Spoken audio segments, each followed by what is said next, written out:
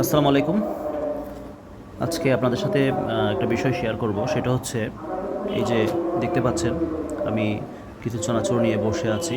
তো শুধু চানাচুর নয়, এটা পুরো একটা বয়াম।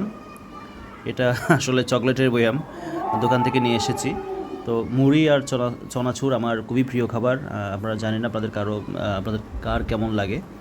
আমার সত্যি অনেক ভালো লাগে, যে কারণে আমি প্রায় সময় এভাবেই মুড়ি আর চানাচুর একসাথে মিক্স রাখি। আর যখনই মনে হয় যে একটু খিদে লাগছে বা কিছু একটা খেতে ইচ্ছে করছে, তখনই আমি এই জিনিসটা খাই।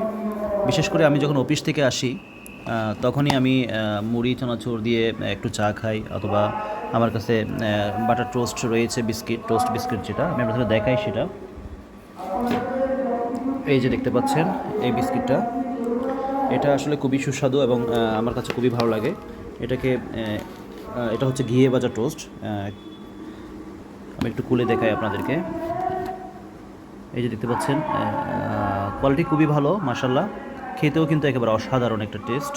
তো আমি চেষ্টা করি আসলে বাইরের খাবার একটু কম খাওয়ার জন্য, যেহেতু সারাদিন অফিস করার পরে বিকেলে যদি বের হই, আসলে বাইরের খাবার বলতে তেলে ভাজা পোড়া যে খাবারগুলো রয়েছে, ছোলা, বেগুনি, পেঁয়াজু, আলুর চপ, পুরি, এই সমস্ত খাবারে একেবারে দোকানগুলো ভরপুর থাকে, এবং এগুলো ছাড়া আসলে ওই সময় অন্য কিছু ভালোও লাগে না। তাই আমি কি করি, এই যে অফিস থেকে বের হয়ে বাসায় এসে এগুলো দিয়ে কিন্তু চা খাই, এবং মোটামুটি তেল থেকে একটু বেঁচে থাকার চেষ্টা করি আর কি। তো আপনাদের যদি ভালো লাগে, আপনারা এটা চেষ্টা করতে পারেন। আসসালামু আলাইকুম।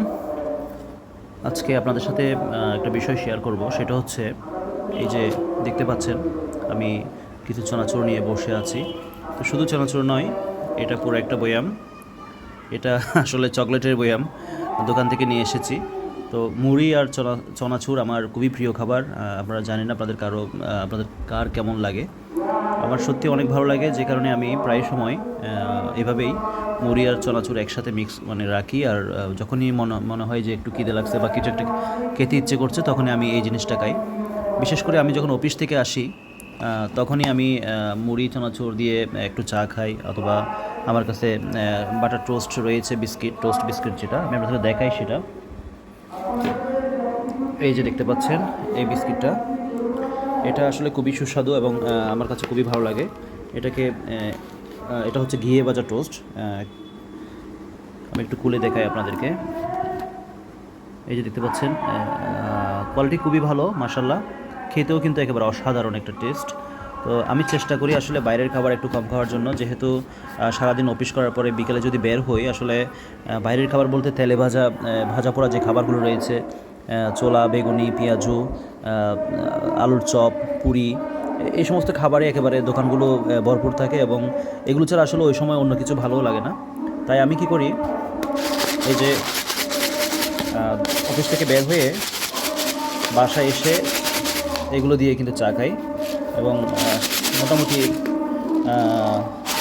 তেল থেকে একটু বেঁচে থাকার চেষ্টা করি আর কি। তো আপনাদের যদি ভালো লাগে, আপনারা এটা চেষ্টা করতে পারেন।